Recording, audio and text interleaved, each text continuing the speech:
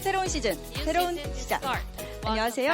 LCK 스프링 스플릿 개막전으로 찾아왔습니다. 김민아입니다. And this is Mina Kim with an announcement. 네, 정말 오래 기다리셨습니다. After a long winter, LCK LCK Spring we've 드디어 all been 여러분들 waiting 앞에 for is 섰습니다. kicking off. 하지만 현재 전 However, the 세계적으로 chance of 확산되고 the 있는 신종 2019 코로나 global 바이러스의 여파로 coronavirus is 부득이하게 increasing LCK around the 역시 nation. 무관중 So 경기를 LCK decided to 진행하겠습니다. begin without a live audience. 팬 We 여러분과 know this is 선수들의 a bad news, 안전보다 but 중요한 we 건 cannot 아니죠. value anything higher 직접 than 경기장에 safety and 오시지 health of the 않더라도 fans 저희 and the LCK는 pros. We 매일매일 promise to 더 좋은 produce the 중계를 best 위해서 broadcast 노력하겠습니다. possible. 그리고 현장에서는 We will 대회를 also try our 진행하는 best to 기관과 모든 protect every 관계자분들의 staff and pro 안전에도 team here at 최선을 Lowell 다할 Park. 예정인데요.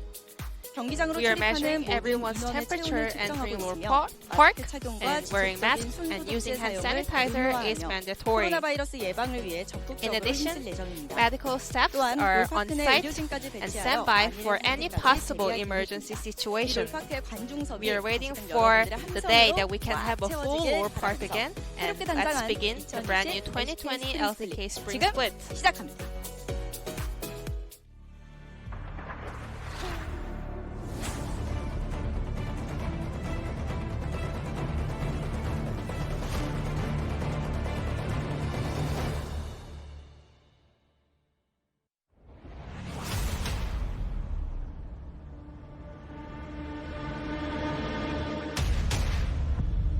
저에게 이제 6번째 스프링이 왔는데 제가 다른 팀에 오게 돼서 다른 감독 코치님과 하게 되는 게 처음인데 이번 연도는 그냥 즐겁게 하고 싶어요.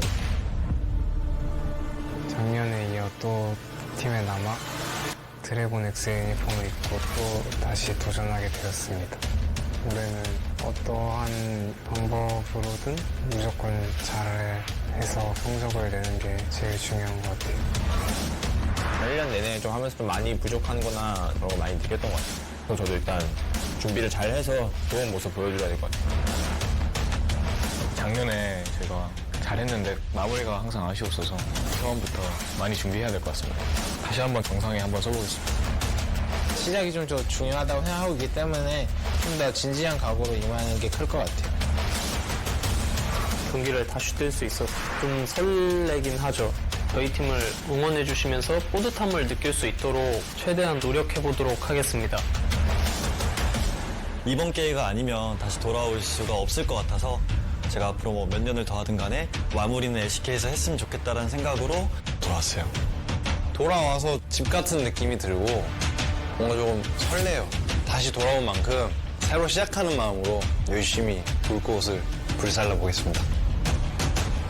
2020년 최고의 탑은 제가 되지 않을까 그렇게 생각하고 있어요. 스프링 시즌 때도 제가 그 영광 계속 누리도록 하겠습니다. 작년에 많이 우승했었는데 다시 새로운 한 해의 시작이다 보니까 저는 이제 또 새로운 스타트 라인에 섰다고 생각하고 올해도 열심히 하겠습니다.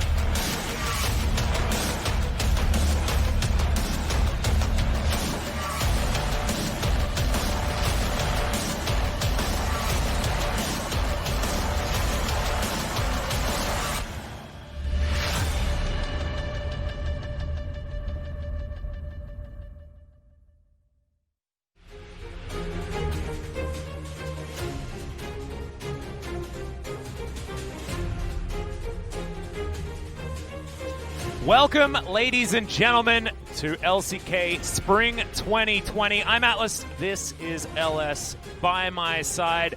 Unfortunately, maybe for LS's sanity and well-being, it's going to be him for the next little while. Bryce Ejimpol, we promise, is coming, but he's just not going to be here for the first week because sometimes visas are difficult to get. It's just a thing that happens. Sometimes. So hopefully you can bear with us and you'll just have as much lost sight as you possibly can throughout this first week, which is, you know, maybe some of you excited about that. This is my trial. this is the path that I need to walk. Yep. Okay. Well, so I'm looking forward to it. Looking forward to seeing what you can pull out for the first week or so, just with maybe limited energy come Sunday, because 5 days in a row, as Papa Smithy well knows. Not sure whether you're in the chat at the moment, Papa, but welcome if you are. But of course, Papa is the king of doing it for 5 days in a row, and that was quite difficult. So good luck, my friend, and we'll see how you go. I'm also looking forward to this first match. We start off with a bit of a banger here between DAMWON and T1. But first we need to have a look at the holistic view of what is the LCK for 2020, because you may have seen that we've got some cool new graphics, things like that. A lot of stuff has changed, and we do need to address the coronavirus. You heard from Ji-sun, who very diligently translated for us over Mina Kim. We don't have an audience here today, and we are making sure that we keep everyone as safe as possible. We have been wearing masks all day. But let's have a look at the overview of the LCK. Bring it up on your screen right now. This is going to be it. It's exactly what you've been used to over the last few years here for the LCK. But let's just remind you, it is going to be round robin BO3s. We're going to have a couple of rounds, of course, starting on the blue side the first time around, red side second time, as is normal. You can see the teams down the bottom there. Only one new face. APK Prince are making their way in, and I believe Flawless is ready to go as well. So possibly better performance than that of them during the Kesper Cup, which wasn't so good. Lots of money on the line here as well. That is going to roughly translate to about $300,000 as far as the prize pool, USD.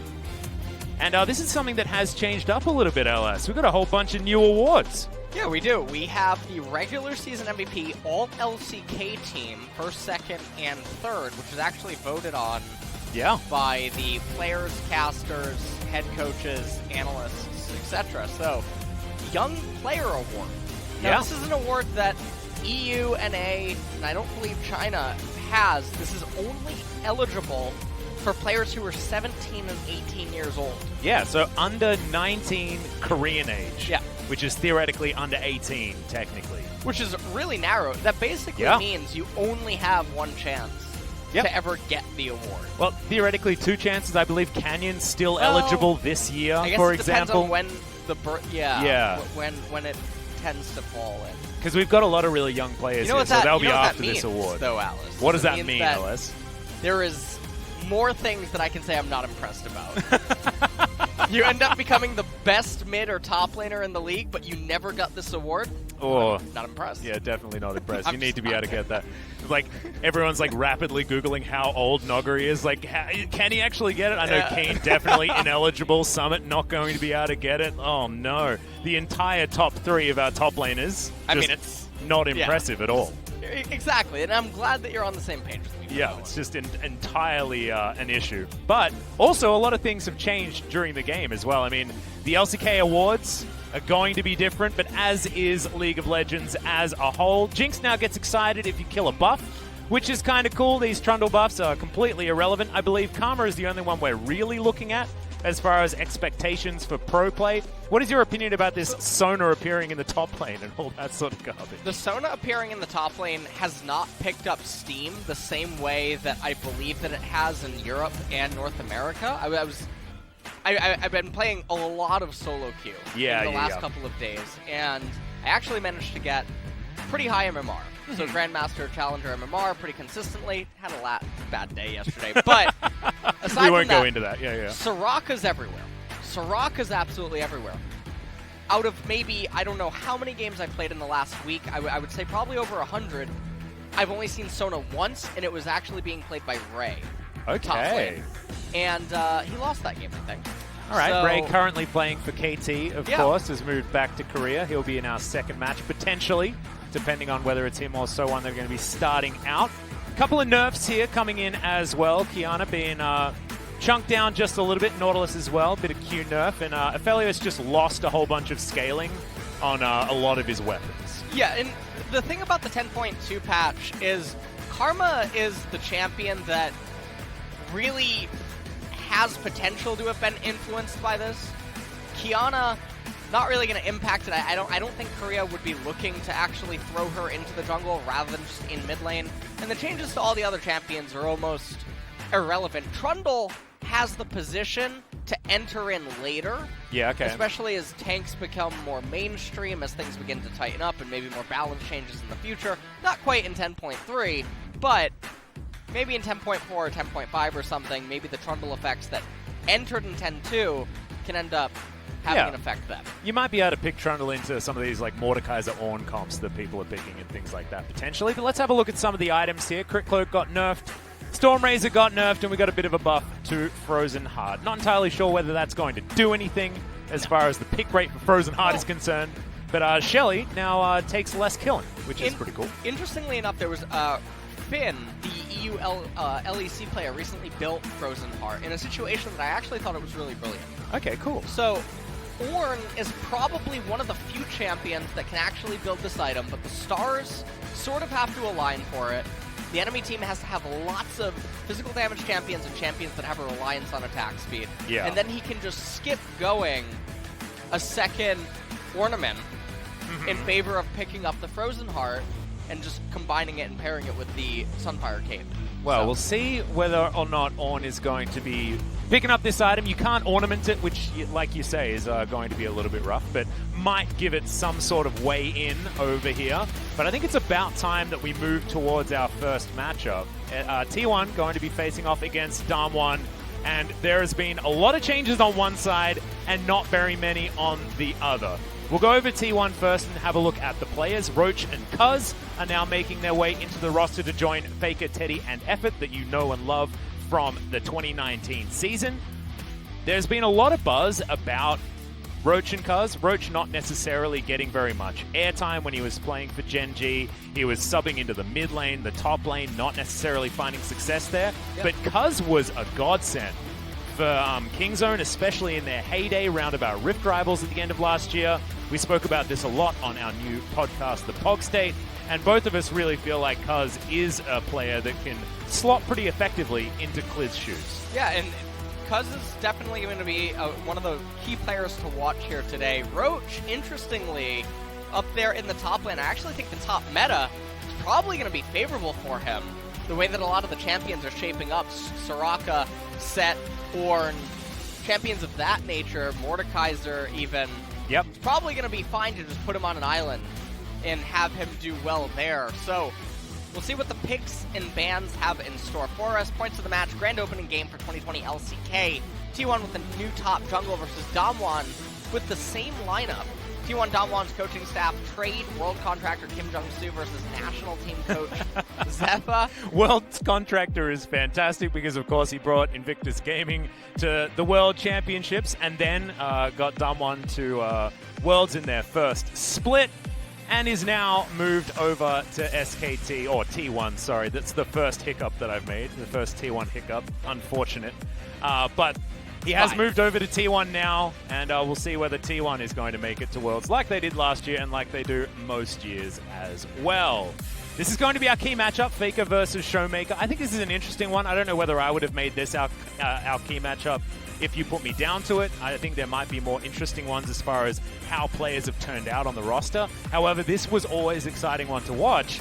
And FLICKR, I believe the last time these two met in the LCK, FLICKR had Showmaker's number, and then Showmaker went on to be incredible at the World Championship and really school a lot of mid laners, I think above what FLICKR was able to perform at. So excited to see how the offseason is shaken out for both of these players. Yeah, and I mean, the record against each other, currently Showmaker is leading. Yeah. And so we'll see if it either gets tied up here today or if Showmaker extends his lead. As we're just seeing some pretty nice graphics right now. Yeah, a bit of updated AR here for the 2020 season. You know what that looks like on the bottom? It looks like Star Wars. It does a little bit. Yeah, like the little force field. I went to see it with my mom when I was in Australia. That's how I did it. But we're not going to be able to talk about that just yet because the players need to do some trash talk. 예. 약간 운명의 장난인가. 정식 코치님이 가시고 원래 SKT였던 그 재파 코치님이 오셨는데 첫 경기를 T1하고 만나더라고요. 재파 코치님이 다음원 쪽으로 가서 약간 아쉽긴 하지만 적이니까 T1의 맛을 좀 보여주고 싶어요. 질 수에 없어도. 저희가 챌린저스 때도 같이 했었고 이제 LCK도 1년 같이 하고 그래서 호흡적인 면에서 더 나아진 모습 보여드릴 수 있을 것 같고 뭐 만남이 있으면 헤어지는 법도 있으니까 그냥 저희 이번 시즌은 칸나, 로치, 커즈 엘림으로 믿음직하게 가야죠. 안녕하세요. 저는 T1의 탑으로 들어오게 된 칸나 김창동입니다. 이름이 창동이거든요. 근데 창모 닮았다는 얘기도 있더라고요. 그래서 인기가 많지 않을까. 류준열이랑 창모 닮았다고. 창모는 약간 있는데 류준열은 완전 인정.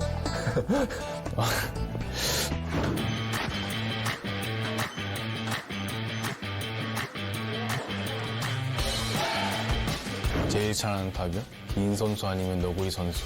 로치 선수는 좀 팀을 위해 희생하는 느낌이 좀 있다고 하면은 칸 선수 좀 그렇게 약간 반대되는 그런 성향의 탑플레이인 것 같고. 만약에 만나게 된다면은 이기진 못하더라도 밀리고 싶진 않네요. 탑은 그렇게 신경 안 쓰고 있다. 학원이 형이 다 이겨줄 거라고 믿고 있습니다. 칸의 의지를 받아서 한번 칸나가 잘해보도록 하겠습니다. 저는 결국에는 원딜 게임이라 생각해가지고 진성이 형이 아마 캐리해주지 않을까. 그러니까 캐리 선수가 되게 딜각이나 약간 이런 원딜러의 좀 캐리력 이런 부분에 되게 굉장히 뛰어나다고 생각하기 때문에 제가 좀 이제 과감한 날에는 짐승형 원딜이 되죠. 네. 핵형이랑 안 하니까 너무 긴장되네요. 열심히 해야 될 것 같아요. 바텀 자신 있어요. 진성아 핵맛 한번 보고 가.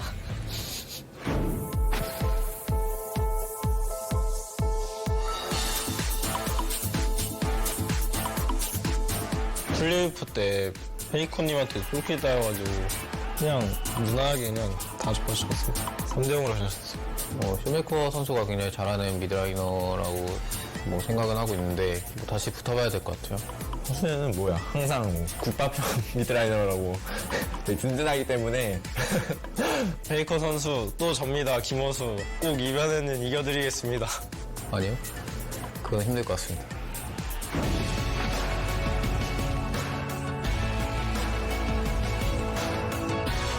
개막전이 진짜 챔피언 팀인 T1인 만큼 사활을 다해서 이겨보도록 노력하겠습니다. 첫 대진 자체는 나쁘지 않은 것 같아요. 이기고 시작하면 기분 좋을 것 같아요. 죄송하지만 개막전은 제가 이기겠습니다. 지고 시작하면 기분이 더러울 것 같아요. 파이팅 해야 될 것 같아요. 저 연습도 되게 요새 빡빡하게 열심히 하고 있거든요. 그래서 개막전부터 빵 터뜨려가지고 캐스파컵 기억도 안 나게 좋은 경기력을 다시 찾아뵈면 되게 좋을 것 같아요. 이번에 새로운 T1 멤버들과 함께하게 됐는데 개막전도 굉장히 열심히 준비해서 좋은 결과 내도록 하겠습니다. 화이팅!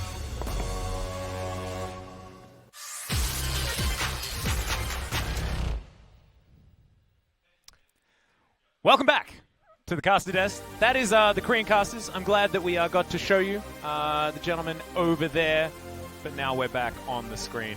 I do want to welcome everyone to my glorious new doctor's jacket. Do you like it? Do you like the white? I do. I'm actually I'm pretty excited, to be perfectly honest. This is it's a new thing for me. Haven't done white jacket outside of finals. But let's welcome the teams. T1 will be on our blue side, and DAMWON will be attempting to take them down from the red. Slightly different here because there's no audience. We're not going to be doing bows on the way forward, but have you noticed anything when it comes to the starting rosters here, LS? Because one player has stood out. Canna was played for the majority of the Kesper Cup, but it's Roach that's going to be starting with T1 for their first game. I do think this is a byproduct to how the meta is right now. And, like, you know, we've seen Roach in the past. He's able to be a supportive player and just sort of enable the team, and he doesn't need any resources, or he doesn't really desire them. And right now, the way that the top lane meta is, we're looking for set bans, set picks, Soraka bans, Soraka picks. The interesting thing about picks, you know. Yeah. I think the on is definitely coming, but I haven't seen any Soraka from either of these top laners in solo queue for the last little while on their main accounts. So it will be some dark technologies that they've been hiding if they are going to bring it out. I mean, Soraka has potential to go 4 lanes. So she's able to end up on AD carry. I think it's unlikely that they would allocate it to Teddy. I think that would be a waste really of skill. gross misuse of his skill, absolutely. Yeah, no, I entirely agree. Noguri on the other side, I could see him as being a Soraka top player, like, completely. Oh, no, there's no Klepto because he's so annoying. There's no Klepto. He would... That's true. That's true. What? Kleptomancy with her. I know, it would have been That would repulsive. have been hilarious. The hilarious thing is actually, that she we hasn't missed been... out on it. Yeah, exactly. She wasn't changed. She could have just been played. Yeah, we missed it. Oh, man. That would have been beautiful. No, it wouldn't have. Yes, I'm glad we missed it. Get off the desk. Oh, We're back to this again. No. I want to go back to what you were talking about as far as facilitators and utility top laners for T1, because I think that some of the best iterations of T1 in the past have been a 2-carry style T1. You know, back when it was Bang and FLICKR that were carrying together and they'd have facilitatory top side of the map. Even Marin, even though he was more of a carry style, he often shoved his lane forward so that he could create pressure to give Bang and FLICKR the ability to scale into these games, things like that. Khan wasn't necessarily that. He was another chef in the kitchen. Mata was even similar. He liked to, you know, control games, get things on his own pace. But now, having it just purely Teddy and FLICKR focused might be really helpful to get T1 back into that dominant form that we've come to expect from this squad. And of course, 2019 wasn't a bad year for T1, but not winning Worlds is a bad year for T1 in their eyes. So let's see whether they can turn it around with a slightly different style, harkening back to some old success that T1 has had.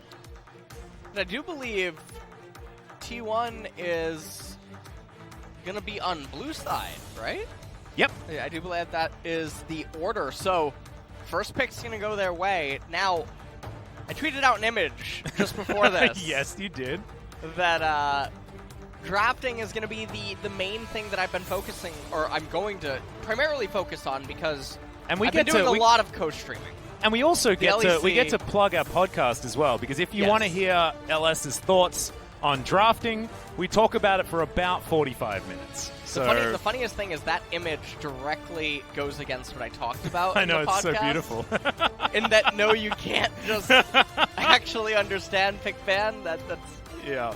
Oh, man. I liked it. I liked that your tweet was subtle as well. And also, you deactivated your Twitter for some reason. I so did, because now you don't have any followers anymore. So I don't know whether anyone even saw it. So you should probably go and refollow LS if you stopped following him, for either the spicy memes or for the in-depth analysis of the draft phase. We are getting very close to this game, LS. I'm very excited to see which one of these teams is going to come out on top, because I think today is going to do a lot to shape how things are going to be in this tournament, because the two of us were talking about sort of the top 5 teams of the LCK. On day 1, we have 3 of them debuting. And let's see where they're going to shape up, because I think that this season, starting it out, is probably the hardest to predict as far as where the top 5 teams actually sit in correlation with one another. Yeah, and I mean, like we talked about in the podcast, I predict that DragonX is going to be one of the main teams to really watch. Obviously, T1, DAMWON up there as well. Yep. Gen G also looking very strong. And a then Freak of Freaks. Freaka and Damn, they're so Sandbox. good. Yeah. Right there in the middle. And so, no matter what, we do have a very strong top 6, most likely. Yep. Coming into Spring. But at Worlds, Korea did get eliminated in the quarterfinals. We did. They had a very unfortunate showing in that regard. All of them made it out of groups, though, in first. Yeah, exactly. We actually had the best showing as far as a region in the knockout stage, you know? So we can hold our heads high that collectively we did better than the other regions. It's just unfortunate that we didn't quite make it very much further than that. I'm going to get my scorecard out for this one. Yeah, this is going to be the really interesting part, because have they watched the POG stage? Absolutely Because if they have, we might be able to tell by some of this drafting style. Not. But if they haven't, we might be having to chain LS to the desk in order to get him to stay. You think I'm here for 5 days? It was actually great. I'm maybe here for 5 minutes. Oh no, oh no. Well, it's okay. I've had the Kesper Cup training. I know how to solo cast now. I did it for an hour and a half with no games to talk about. So don't worry. We're going to be absolutely fine. I believe there are VODs on the internet. Don't watch them. Here we go, though, into Pick and Ban for game number 1. This is our brand new Pick Ban graphic, similar to those that have, evolved overseas. However, I like our iteration of it. It's very clean. Big fan. As our T1 will be starting off on our blue side, like we were talking about, and Syndra will cop that first ban. Syndra actually being banned away is actually quite a lot of respect. It's definitely something I like to see. Talia now also being banned away. So I wonder if Korea is actually going to keep something that we saw happening inside of the Kespa Cup as pretty much a mainstay, where blue just targets the enemy team and red targets traditional meta. Now we're getting Rek'Sai and Elise banned away, so I'm already not feeling There's a lot of sinners that have been removed. So that might be good news or bad news because DAMWON looks to be putting a lot of emphasis on Cuz's pickups. His 3 most played in solo queue this season so far have been Lee Sin, Elise, and Rek'Sai. So Lee Sin could just be the next ban, and then we'd be looking at so many power picks available. It's Akali that's taken off the board, thank goodness, because she's so extraordinarily strong, is the most banned champion in every other league at the moment. But T1, considering the set, and they'll lock it in. Noguri right now has 100% win rate on set, and this is largely a pick away, but Roach has been playing a lot of him as well. Soraka annihilates him in top lane.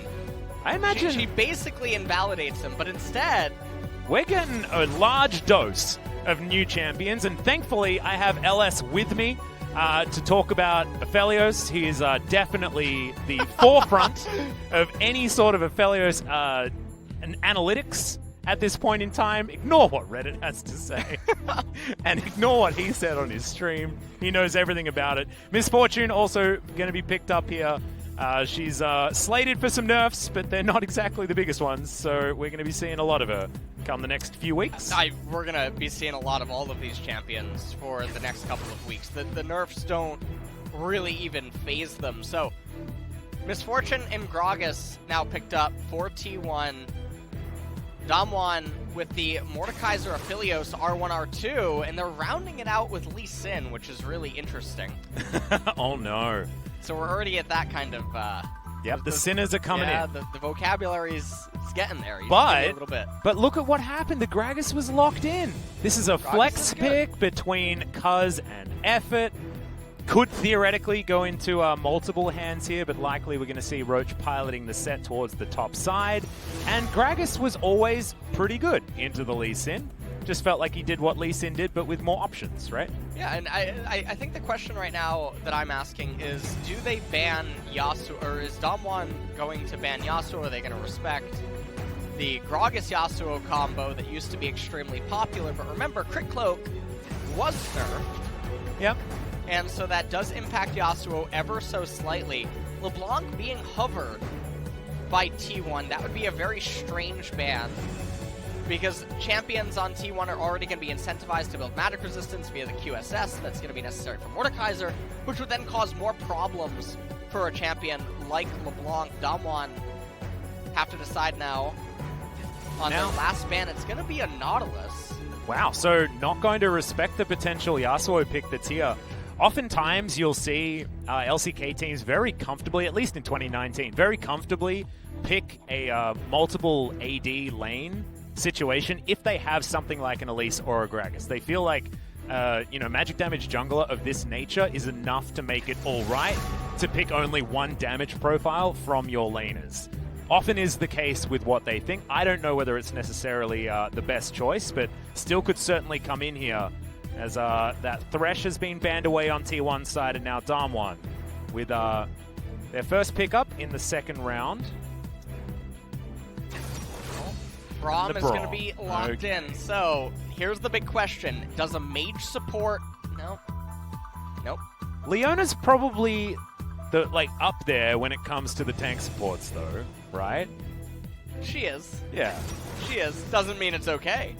So give me fakey Yasuo right now. Do it, T1. The whole thing about DAMWON is they're all extremely short range, even Aphelios, outside of when he has that other gun available. Don't even ask me the name. Okay, but wait, is it the Gravitum, the Infernum, the Crescendum, the somethingdom? Lady Antebellum? What? Where are we going? Coronium? No, that's not allowed here. That's not allowed. That's not allowed. No. Yeah, they stopped that at the door here. They did. They stopped that at the door well and truly. So, Leona ends up coming in as a means to get solely on Aphelios, I'm assuming, but also because she's the best, well, she's arguably the best tank support inside of the meta right now. But DAMWON Gaming had really clear weaknesses inside of their draft by R4, and the way that T1 ended up responding to it was just a handshake, straight up fighting and straight up aggression of that sorts. And so they have this very wonky combo-y type of team composition that now has to engage onto DAMWON Because of the Rumble in the mid lane, Gragas not going to get as much value by building Pure Glass Cannon. And so that'll be something that is obviously going to weaken him ever so slightly. There's also a lot of champions on the side of DAMWON that Set does not personally like going up against. The thing that I do like about T1's composition is the Wombo is just despicable. You layer, like, on top of the ultimate coming out from Set, you can then put down the bullet time, the equalizer, like everything can pile in. You can follow up the CC with the solar flare coming out, and then Cuz can potentially ruin it all with a gigantic cask into that pack up of champions. But there is a lot of AoE damage and a lot of mid-game focus from this T1 composition. So if there's ever going to be that time where a Cinecomp could potentially work, it's with a lot of these champions paired on top of each other that can fight around 25 minutes extraordinarily well. And that's going to be the main question here. DAMWON has an extremely scary 1.5 item team comp, 2 item. They have some split push access, but again, it's all going to come down to T1's engages. We're going to see what that ends up meaning for them. Well, here we are onto the Rift for game number 1 of LCK Spring 2020. Not going to be too many fan chants here. We could fake it like we did in the Kesper Cup, but I don't want to, because I want the fans to be able to, you know, really come in and give it their all with the fan chants when they're finally allowed into LOL Park. If you are one of our global fans that traveled out here to Korea, I know there's a few of you that were looking to try and get access to a few of these games. We're really sorry that this has ruined at least the League of Legends side of your holiday, but I hope you're still enjoying the show regardless. And come down to LOL Park. There's a lot of cool stuff to see, even if you can't get into the arena. I just want to point out that it seems like Teddy's misfortune is having a bit of flatulence. Yeah, there are some issues down there. Nuclear as well is just switching weapons as much as he possibly can. Taco Bell was having a discount before the match. For her, I'll tell you that much. Whoopsies. All right, well, looks like Gragas is going to be starting on his blue camp. And we'll have to see how everything ends up transpiring. Mountain Drake going to be the first one of the game. So we'll see who ends up getting some value from that. Now, Roach up here in this top lane is not actually going to be going the Inspiration Tree. He's also not going to do the adaption that some Korean sets have been doing, which is Gathering Storm Transcendence. Okay, yeah, not going to go into the Sorcery Tree here. He does get a decent punch onto Noguri, but Noguri doesn't seem too worried about that. Mordekaiser often pretty comfortable into melee matchups. How's the Set matchup for a Mordekaiser? Have you experienced this one so far?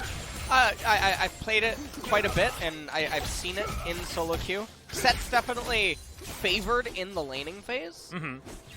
And then once he gets to... Once Mordekaiser completes his first item, Set can lose.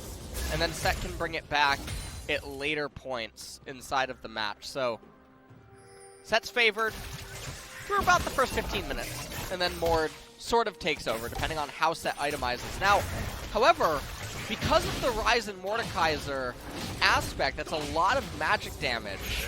Oh, yeah. And also because of the amount of CC that DAMWON has, Roach can definitely be incentivized to stack X-Drinker into Merc Treads and get those resistances to remain super relevant and actually maybe even stifle Mordekaiser's spike. Well, you saw Nuclear did safely make it to level 2. Of course, Aphelios doesn't exactly have the strongest level 1, lacking a button and all that. You can, of course, swap your guns over and over again, but it doesn't do a massive amount. See how this lane is going to pan out, though. I'd assume that Teddy and Effort should have a little bit of early game control. The Haymaker and the Death's Grasp coming down, but Noguri is very comfortable in this lane at the moment. That was a really bad trade by Roach. I have no idea why he Haymakered that early. That was definitely not part of the combo. No. It's supposed to be, I assume, utilizing the shield. Yeah. A little bit better than that. Or just the true damage in general. Utilizing the grit, that would be... All right. Just things should have been better in that moment. A lot. Yeah, he's trading in very bizarre ways from the get-go. He's also down, actually, quite a bit of CS. We've only had 4 waves up until this point. So he gets actually a pretty good trade, though, right there. Yeah, that was a better one. He actually utilized the shield, at least proportionally. It looks like Nogari doesn't seem to mind too much, ahead by an entire minion wave at this stage. As FLICKR and Showmaker going basically CS for CS. And Teddy a slight advantage towards the bottom side and gets a cheetah recall as well, as you can see. And will move back with some boots and a longsword. And he's going to be back in the lane. Everything is completely fine. So, I mean, this is quite literally the cheetah recall. They come back to a lane state that's favorable for them. MF has better items, and now Nuclear, the question that you ask yourself is, do you lose lane control and recall here, or do you stay in lane? He's down some mana, and then he would also be down combat stats. He just sold his red potion to get tier 2 boots. Okay.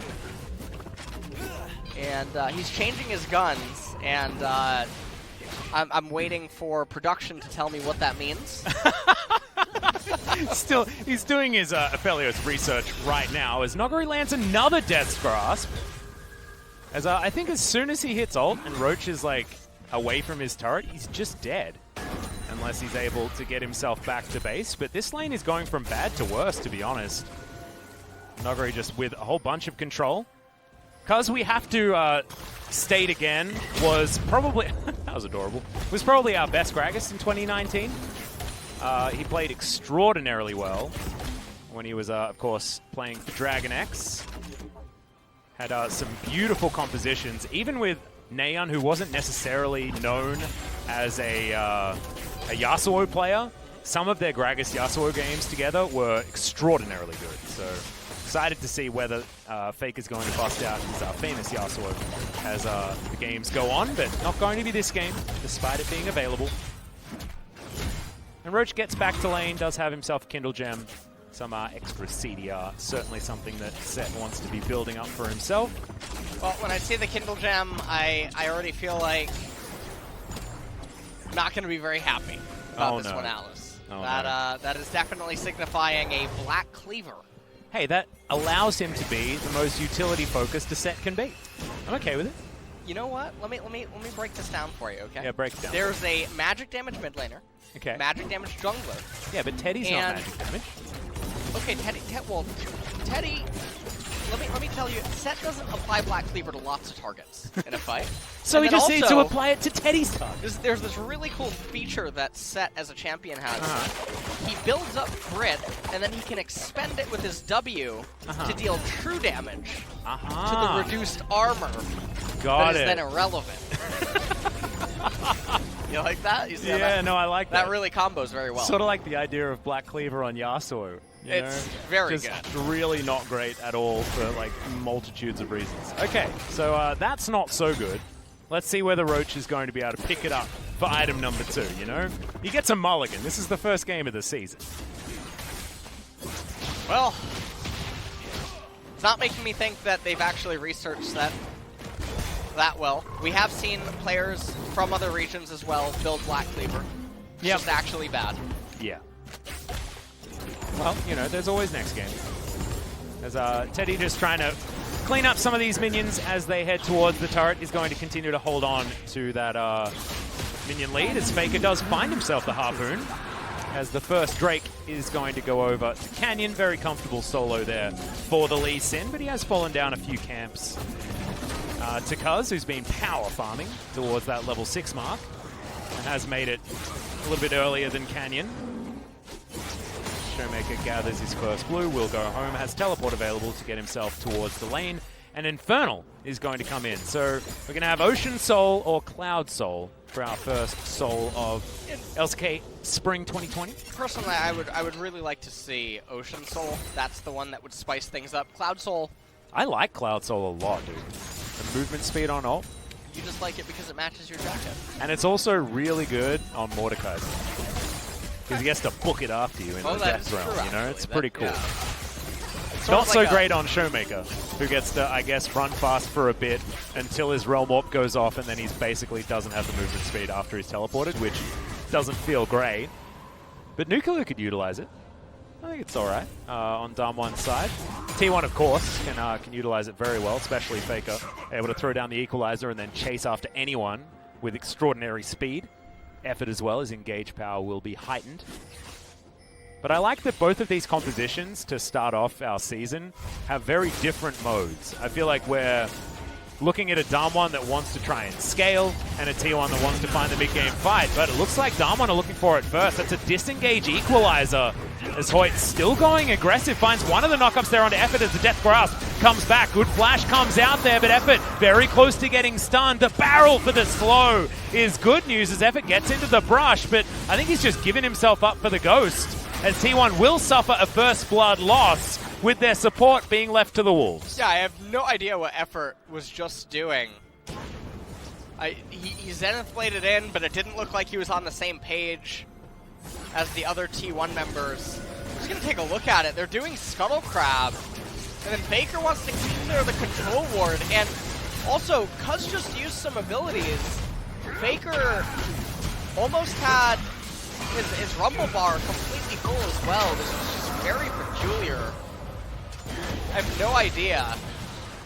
And Effort walked back to get a stun onto Noguri as well. I feel like if he had have just kept walking down, it might have been a better story for them. But slightly odd. First blood to come down here, but will be in favor of DAMWON. And that is not good news for T1 fans. They want to be trying to own this mid-game as much as possible, but I feel like they still spike a little bit later as far as when we get to these skirmishes where you can utilize these AoE ultimates. Nuclear throwing down his Severum there, trying to get a bit of extra damage. There's a bunch of those, what's that one called? The basically melee boomerang gun? Can we just call it boomerang? That helps me. It's crescendum. There you go. I have a cheetah little thing here because I mean, I feel like every commentator's worst nightmare is basically Aphelios because he has like so many nuanced names Not of Captain stuff. Flowers. No, Captain Flowers is just extraordinarily good. That's Captain Flowers. I'm an old man, remember? I don't have much of a memory left. Yeah, I mean that's fine. Yeah. You know. I'm using the boomer excuse. Is that worthy? Is that okay? I definitely think it is. Yeah. All right, nice. I can respect it. Sometimes it's good to be a boomer. Well. I like to think. T1 still hold on to a slight gold advantage, though. It's just because they've been farming out a lot better. You can see Roach able to actually utilize Noguri, spending some time in the river. Noguri did get the first blood, so he will still be ahead in gold, but the CS gap has certainly been alleviated as Roach moves towards that Black Cleaver that you're looking forward to so much. Now Cuz is going to find DAMWON doing Shelly. Everyone is... Oh, can he actually get it? He does! Steals it away and body slams maximum range. Maybe a little bit off time there as Cuz did get himself out, but that was a massive head crack coming through from Roach as now Noguri gets flashed out of the way of his Q. I don't think he'll have enough damage as somehow Effort picks up the first kill of the fight off in the back line, grabs it with the Ignite. No, doesn't even need to use the Ignite. Just bops him with an auto, and T1 steal away Shelly and grab themselves 2 kills. That is going to get you right back in the game. And so this was actually almost kind of like a mini game of chicken where neither team would realistically be able to start the Rift Herald without the other starting it first, and then they would just have to come over and collapse. And because Canyon felt compelled by a cosmic force to do it initially, he thought that he wasn't on a ward. Roach had just placed one a few seconds prior, and T1 were able to collapse and make that happen. And so all of a sudden we finally have a gold lead that is on the side of T1. Well, I mean, they had a gold lead before this, actually. It's now propelled itself about 1,000 gold forward, but they were able to give a bunch of plates also over to FLICKR in the mid lane as well, meaning that that turret is now missing a bit of that defense. And we'll see whether they can crack that open, because for this composition, they want a wide open map as much as possible. We just take a look at it, and Gragas, he gets the steal with the cast. Roach comes in with a superplex onto Nuguri.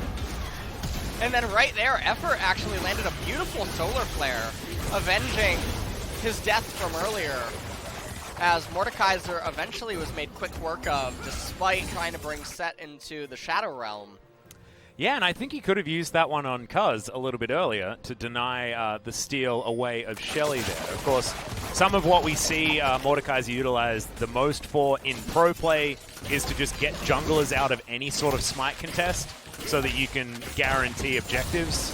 That wasn't on Nogari's mind. He was trying to win the next subsequent team fight instead of wanting to do that one. Maybe just thought that Canyon would be able to lock that one down comfortably himself, but unfortunately not able to happen, and also was punished for it afterwards. So T1 now firm control over this game. I say firm, 1,000 gold lead, and a Drake disadvantage isn't necessarily the firmest control, but still feeling pretty good. Vision, as you can see there, Hoyt is going to be winning out, but otherwise it's all about T1 for Vision score.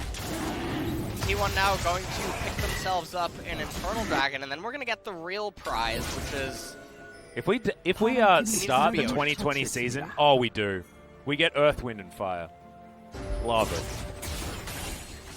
Love it. This is my favorite array of Drakes. And also, now we get to see what I was talking about with the extra movement speed on a lot of these champions after they utilize ultimate abilities. I want to point out to you about how the Cloud Drake symbol looks like a silhouette for a rooster.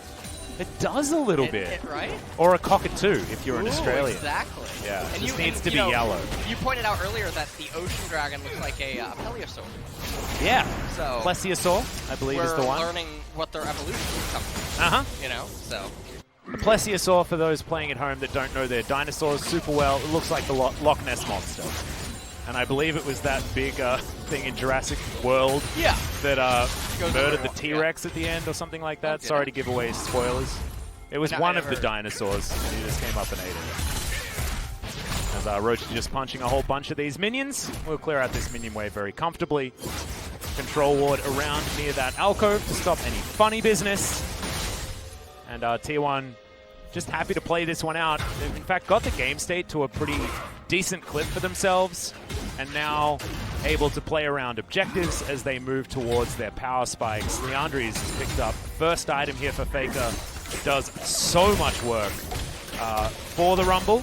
Happy to see it picked up first here. A really nice item. 2C, Gragas has Predator Boots right now, going to be moving into Zanya's Hourglass as his second item, but you can already see that there is a bit of magic resistance already built on several members on DAMWON. Yeah, not going to be the most high value Sorcerer's Shoes purchase. And there's the QSS by Set. I hate that part, man. What? Set's abilities, the way that they line up, they leave the spellcasters with 4 HP. Oh, no. And then if your minions are attacking them and they're clumped, you can't actually... miss every single one. Oh, it feels terrible. Oh, it feels so awful. So the idea is to give them a little auto attack first, and then boot them together. You could do that, or you can actually put a second point in each. Ah, okay. That fixes it as well. Helps you out. Well, Cuz moving on down, we'll spot a whole bunch of control wards here, defending Nuclear and Hoyt, as the Solar Flare does go wide, gets himself the stun, as has to use the cleanse to get out of the way of the Zenith Blade, so effort, not a miss there. Did manage to get himself a Summoner spell in trade for his ultimate. T1 parking themselves around this river. Still 2.5 minutes until the Drake, but it looks like DAMWON are considering looking for a fight as Body Slam gets Cuz out of there. And at this point in the game, we're probably just going to be coasting into 2.5 core items and then probably fighting over a Cloud Drake. This is also the part of the game where I talked about earlier. Once Mordekaiser gets his first core item, he usually takes back over against Set. Yep, and right now we're seeing that Nogari is still good at the game as effort. He finds the Shield of Daybreak. Good flash there to avoid getting booped back with the cast, because Canyon did have to use that though, and won't be able to contest for this Scuttle Crab. Shirley has made her presence known here. Second Rift Herald, of course, is what that means. Shirley was what we decided on during the Kesper Cup, as far as the name of the second Rift Herald. Right? You're still okay with Shirley? I'm okay with Shirley. Okay, good. She hasn't... Okay, well, Teddy? He does stuff. He just pressed R to make sure that Showmaker couldn't get to his turret earlier, I guess. Yeah. Not a bit of CDR. He was like trying to be the parked car that doesn't move. Yeah, I guess so. That was very strange. It was an odd utilization of that particular ultimate ability, but as you can see, DAMWON have actually made themselves catch up in the gold department. Teddy demonstrating why junglers hate their lives at the moment. These camps that respawn only means that the laners are able to pick up the camps more effectively than the junglers. I think Atlas, I think we almost have it. What have we got? Take a look at FLICKR's item. Oh, that's Rylai's. That's what you think. That's Rylai's, dude. That's It's all an the components to Oblivion- a Rylai's. It's also all the components to the Forbidden Book, that of which we will not speak its name. It's not going to be purchased, LS, okay? He's not gonna going buy to do it, that Atlas. to us. No, he would He's not do gonna that. do it. This is FLICKR. This is the most popular player in the world, LS. He would never do that to us. The enemy has a Mountain Drake and magic resistances, and he's gonna get the M-Pen. Stop talking about it. It is not going to happen, FLICKR. Atlas, Just go back and complete it. I don't want to talk about Go it. back and complete the Rylai's Crystal Scepter and make us all know how good you are. Needs to get He's the going to get Void Death Grasp Staff. first. As he's trying to run away, Scrap Shield is on cooldown, has to put down the ultimate.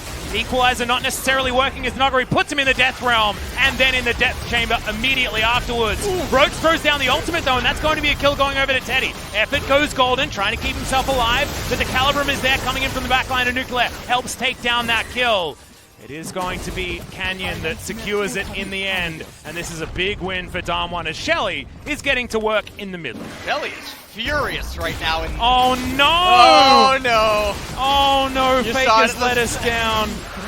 I believed so hard. He was supposed to bring balance to the force. He was! Atlas, not. Oh no. Oh man.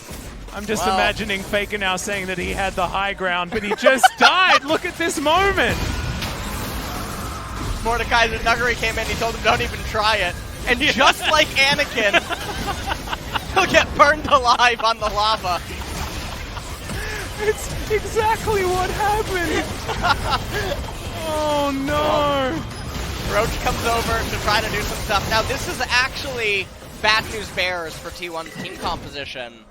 We talked about this in the draft phase. They get reliant on Wombo.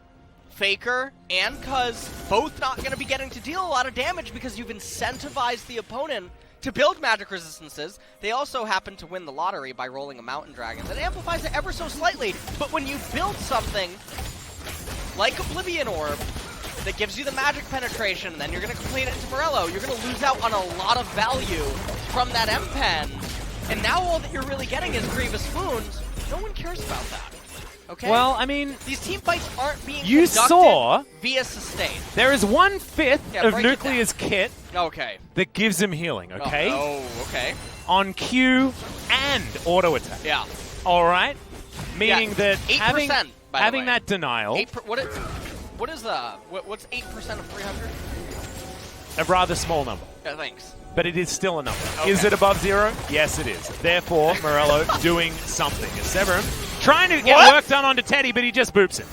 Good night, sweet prince. Nuclear's not going to try that one again. What? She hit him with the coronavirus.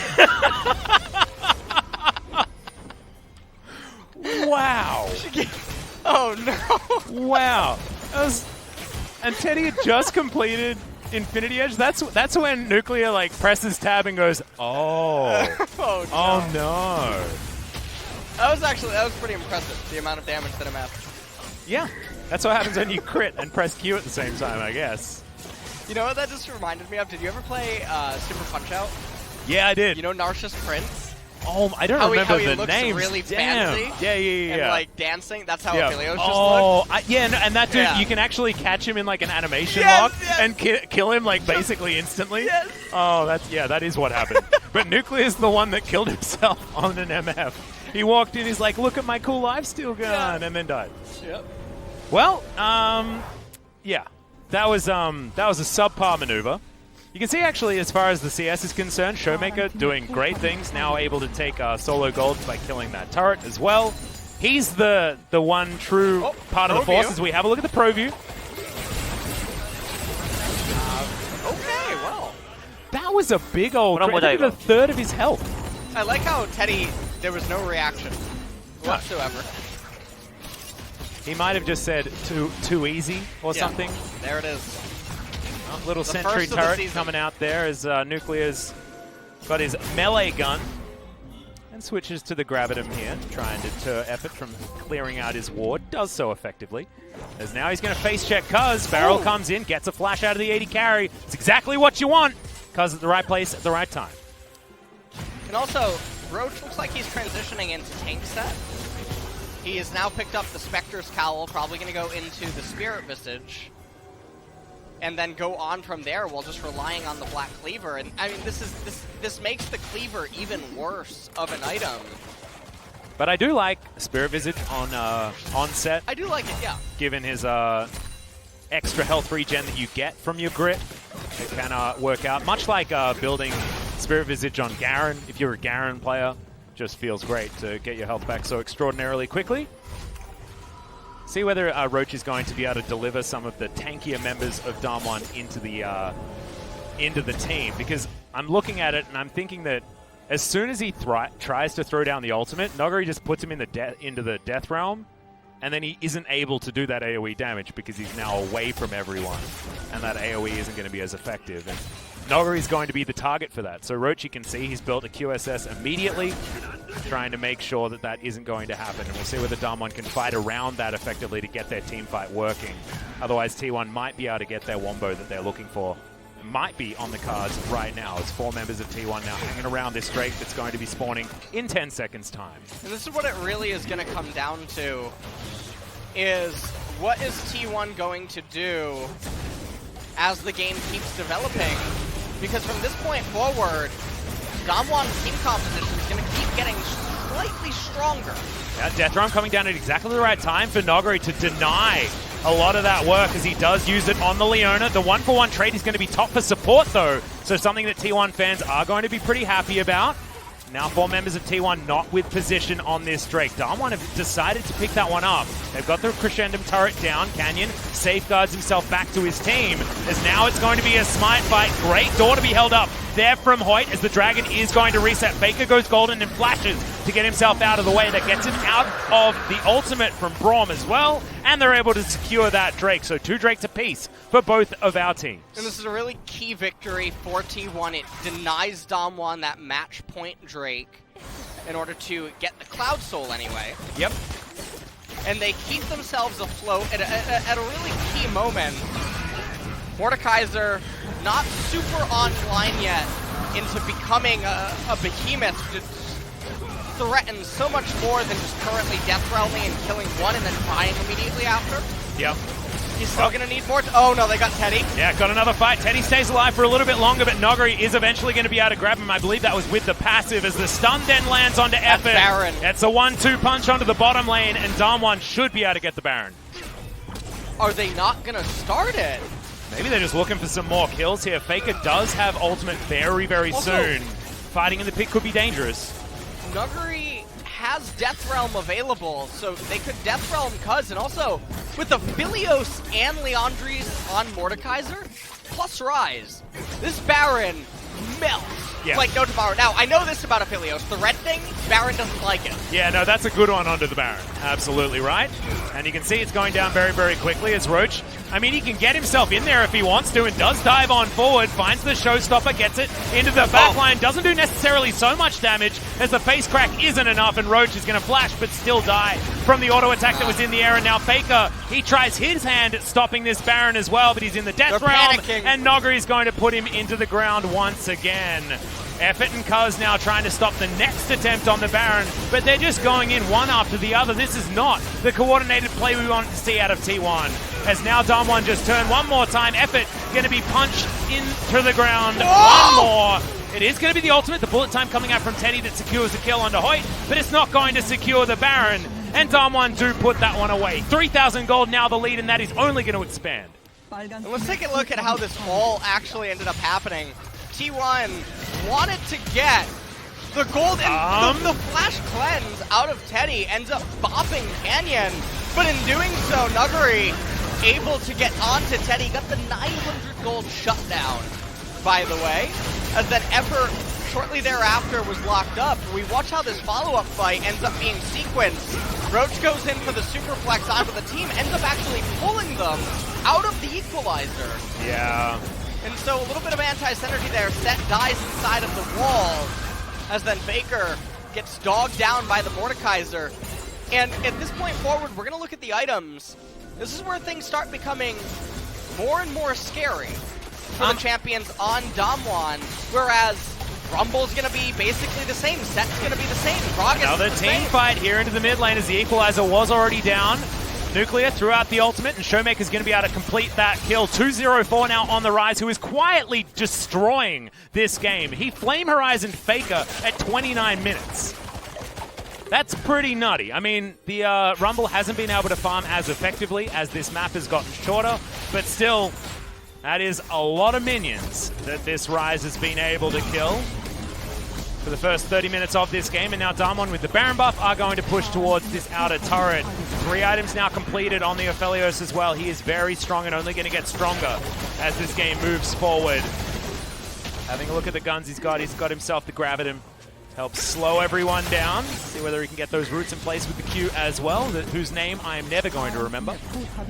Showmaker just grabs himself a red buff because he may as well. He's got to keep getting these minions to stay at least 100 CS ahead of Faker.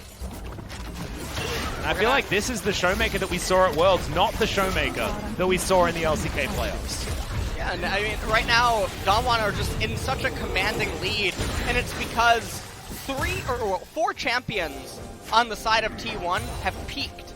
Oh, essentially, they have... Yeah, I mean, that last team fight that they lost is the fight that they were supposed to win the game. Right, that was the saving point was at the Dragon where they can try to stabilize the game. Right here, again, they panic, they try to go in on Aladios, and then he just has a lot of answers. Yeah, it does. He's got a lot of everything. And actually had Gravitum ready there as well with, I believe, the Crescendum also, so he'd stacked up all of the little chakrams and then able to utilize them with his other gun is a pretty cool feature that you have, especially given added damage to a slowing auto attack. Not a lot Ever could do. As now he's going to face check Noggery. Deathgrasp comes in and good night. Leona, Cuz wants to help, but I don't know whether he's going to be able to as he throws in a barrel at the last second. Isn't enough to help anything, and DAMWON retain control of this game entirely. And so now this is a really uncomfortable spot if you're a T1 fan. Everything will come down to Teddy, pretty much at this point. And now Gragas actually, I want to correct myself, he actually did become a little bit stronger. He actually purchased a Void Staff. I like it. He was building towards that. I like it too. It is necessary. You're able to use that in conjunction with the flat magic pen to legitimize it. I might have left the desk. All right. Yeah. But I'm here. But what about 4th item Morello? He still has time. He still has time. Don't you worry. Oh no. Just get as much magic penetration in every regard that you can possibly find in the game against a team that's stacking a fair bit of magic resist. That's his theory.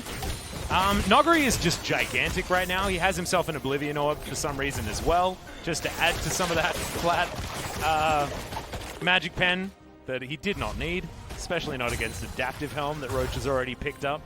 Quite strong against Mordekaiser with his stacking passive magic damage. Yeah. And Noggery now also with the quite luxury purchase of the Nash's Tooth. Just going to be doing a hell of a lot of damage. Realistically, Noggery should actually sell the Oblivion Orb and pick up Void. Yep, but I agree. I think that he wants to just complete Spellbinder or Deathcap rather than do something like that. And if he can complete Deathcap... Sorry, you go. Well, these spots are always the most interesting because it really does become math equations combined with applicability.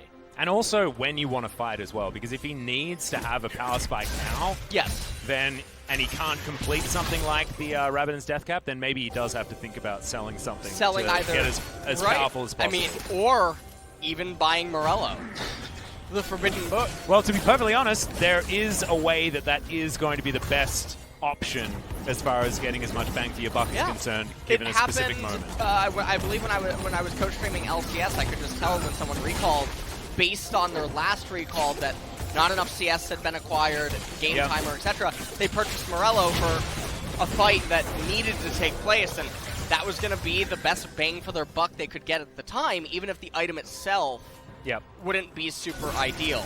So, Rumble, he has picked up the Zanya's Hourglass, but this means that Faker is 6-7 minutes away, depending on how much gold T1 is willing to actually allocate towards him, to another core item. potentially even longer. Again, depending on how they want to allocate gold. But if you're T1, you do want to put everything into Teddy right now because MF is going to be the one that can actually still try to single-handedly carry this game. And T1's starting the Baron. And this looks like in solo queue when the AD carry is really mad. Yeah, and they did that with a control ward in the back of the pit that they didn't clear from DAMWON. So they were never going to stay on that particular Baron. As Showmaker's picked up a pretty cool hat. There's the Forbidden Book that Noguri has put together, but as you indicated before, if you're going to fight around Baron number 2, you need as much gold spent as you possibly can, and Noguri couldn't quite afford the cool hat. Well, so he didn't have a blasting wand in his inventory, which means that he just spent 1,400 gold. Yeah. So had he sold one of the 2 items, can probably, with excess gold, avoid Voiding Staff. So I'm not impressed. That's probably true. Not impressed, Dallas. Damn, I was trying to make excuses. I know that you're book. you're the glass half full guy. I am the glass half full. You know, my glass is, well, it's not here. Yeah, you left your glass at home, and it's very dry. It's actually quite dry here in Korea because it's so cold. It is actually, yeah. Snowed for the first time yesterday. It was very, very cool. Oh, it hailed up in Incheon. Oh, really? No, it was snowing where I am. Very, very happy. I missed Clear has his sniper rifle, finds Teddy with it, shoots some chakrams there as well as Canyon goes golden. Effort now looking for the stun. That's a great boot back as the bullet time flies on top of a glowing Hoyt. He did go golden for the right time, but isn't able to escape as Roach punches him in the face. Canyon now can't get back into this fight, but Noguri, he certainly can. He's got a giant health bar, and now he's looking for more, but he gets thrown in to the rest of his team, and oh no, Canyon executed by his own player. As now Cuz, he can go golden a couple of times, I believe, but no, isn't able to. Nah, and it was already broken, was the extra stopwatch. It's a 2-4-4, and it's only Teddy that's able to try and stop this inevitable Baron, but it looks like DAMWON are looking for the finish. Teddy has to be really careful right now. And honestly, I mean, Latios just walking at him, it has to be really scary. Are you referencing the Pokemon Latios while you're talking about it? No, it's a Latios. All right. Well, that's a Realm Warp, and that's a Death Chamber potentially for Teddy, but he does QSS immediately, and Noguri didn't have that one available, but they get underneath these turrets and should be able to take them down. Effort is respawned as Death's Grasp might have been the death of Noguri unless he didn't have his flash available, was able to use it. Nuclear misses his ultimate there. Severum trying to get himself some health back, walks out of the bullet time. But we see how this story goes, and it's Teddy just destroying the opposing AD carry. Now looking for Noguri, gets himself his shield back. Death Grasp sidestepped nicely, the door put down, and then able to just grab the Mordekaiser out of the air. I don't know whether that ult is going to be enough, but Teddy doesn't get the double up, but will be able to get the final kill in his triple to save T1, at least in this instance. I mean, they're going to get the Baron for sure. And are they going to send one person or 2? Yes. They identify that this is the only line Canyon can actually take is to try to get that Cloud Dragon. This is an absolute disaster for DAMWON. Yeah, they had so many opportunities. They decided to go for an end when it wasn't possible, especially with Teddy there to defend. They took a gamble they didn't need to take. They can easily get the Baron, get the Cloud Dragon as well to boot. That was a throw, man. Yeah, and I mean, also, this is also part of it. Why are you standing this close to MF? Why don't you just get the turrets? It's not something I would expect out of these level players. It's just really greeting Game 1 to kick off 2020. Why are you playing for KDA? Yeah, I wasn't expecting a coin flip moment like this. I was expecting this game was going to go to the letter of what these compositions are able to do. And I thought because DAMWON had managed to get themselves into a winning location as 5th and 6th items are coming in, they should be able to lock this one down. But now they're staring down the barrel of T1, having an opportunity to get themselves the Dragon Soul. And T1, now with a Baron buff, augmenting this composition. They are just going to run up the mid lane. Remember, there is an inhibitor down in mid, so a possibility that DAMWON can utilize that to stop maybe their mid inhibitor turret from going down. But look at this. It's the Teddy show once again on T1's side. It really is. And what this is going to come down to now is, can they just protect Teddy and can he actually still deal the damage? Don't get me wrong, DAMWON is still favored in the team fight quite considerably. So Teddy, he's going to need to pull out a miracle. In terms of everything else, FLICKR did get to another item. He got to the Void Staff. Roach picked That's up an a equalizer Warning doing Snail. nothing there in the backline. It was trying to at least secure this inhibitor turret as Roach doesn't land the face crack. They are able to take down that inhibitor turret. Super creeps have been dealt with. Now DAMWON look for the Death Grasp. They get it onto Teddy. And he doesn't no have Flash. Death Realm just yet. He does have the Mercurial Scimitar, so not going to be a Death Realm target. Now, it would be wise to just wait the 1 minute, let the Baron dissipate, give up the middle inhibitor. Doesn't matter if you lose it. Game is not decided over losing middle inhibitor. Well, that's a decent cast there onto Nogger. He's They chasing got Teddy! Teddy is thrown back into the team and destroyed by the Aphelios. It might be his time as the ult comes down. Massive damage onto Effort and to Cuz, but it looks like the disengage was successful. Realm Warp, though, says no as Showmaker dives on top of FLICKR. He has another equalizer, but it's not quite doing enough as Canyon might burn down to the flame spitter, but no, it's going to be Showmaker that locks down the Rumble, and now Roach not very far to go. He'll get stunned up, he'll get destroyed. Haymaker not going to do anything as now Effort trying to hold on to minion waves to deny the end of the game. They have minions, though, so it doesn't even matter. Even without the minions, they would be able to end this with Braum tanking because that turret is on its last leg. No one's coming up. Yeah, backdoor bonus not going to be enough here, especially not with Aphelios, as Cuz, he knows it. He's going to throw his life away, and DAMWON are going to take game one in this best of 3 series to debut LCK 2020. It was back and forth. I thought DAMWON may have thrown it in that last heated engage around the Baron, but wasn't to be had because the counter throw was there from T1. The counter throw was there as well, but T1, they were constantly fighting an uphill battle due to we're the Sith right now. All right, now we're the Jedi. We're back on the side of the light. Back on the light. Yeah. Balance is all things should be.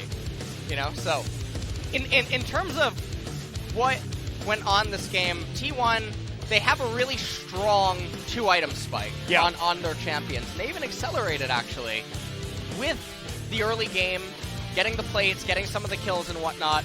And then they managed to salvage it at the Cloud Drake. But then, eventually the DAMWON team composition just sort of comes online. There's no answer to Aphelios, Mordekaiser, etc. And then champions just get stifled on T1. So yeah, and Teddy didn't have Flash there, so he wasn't able to Scimitar and then Flash to get out of the displacement of the kick. So Canyon, beautiful insect to start it off. But honestly, if you're positioned like that, you know what Canyon's capable of in that moment. And just was slight over-aggression, overstep there for a T1 that were desperately trying to utilize their Baron buff. But it just wasn't able to happen. Let's watch as Canyon puts it to work. I mean, we talk about them needing to know that, but damn, sneaking that Q through the minions was just glorious from Canyon.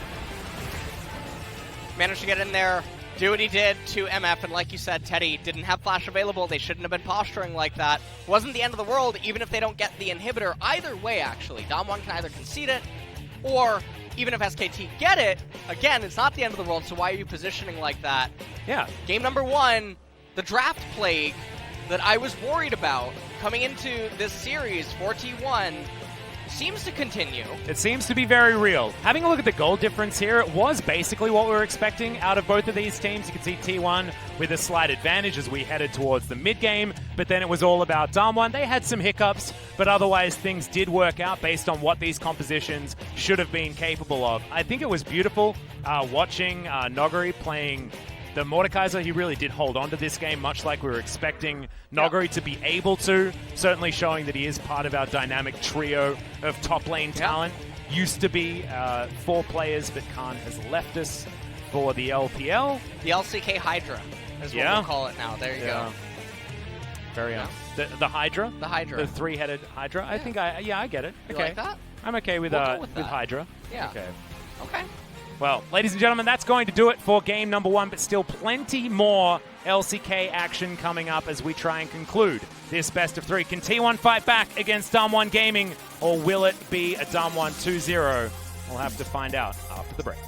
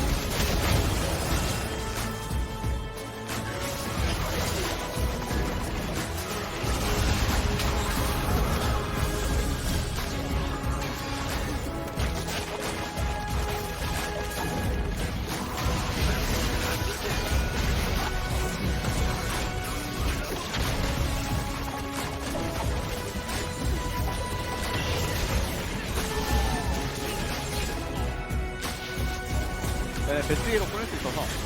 야, 알아서 나 놓을게요. 나 가둘게. 가볼게. 와봐. 야, 미포. 나이스. 잘 찼다. 야, 싸우자. 뭐야, 얘도 수훈이네. 천천히. 나 라이브 공 없어? 야, 몇 명만 타봐, 이거. 나 탈게. 나 몇 존나 명만 있다. 타봐, 나 탈래. 천천히. 세트. 나 럼블 보는 중. 아, 나 죽었다. 럼블. 천천히 해봐, 앞에. 라인 시키면서. 세트 봐줘. 미드. 라인 시키면서. 라인 치면서 가면 끝날 듯. 노궁이야. 야, 이거 지켜야 돼. 레오나가 라인 끊는다. 조금만 지키면 끝나, 어차피. 안 돼, 이거 몸 대고 해도 아, 근데 몸 대고 계속 끝날 것 같긴.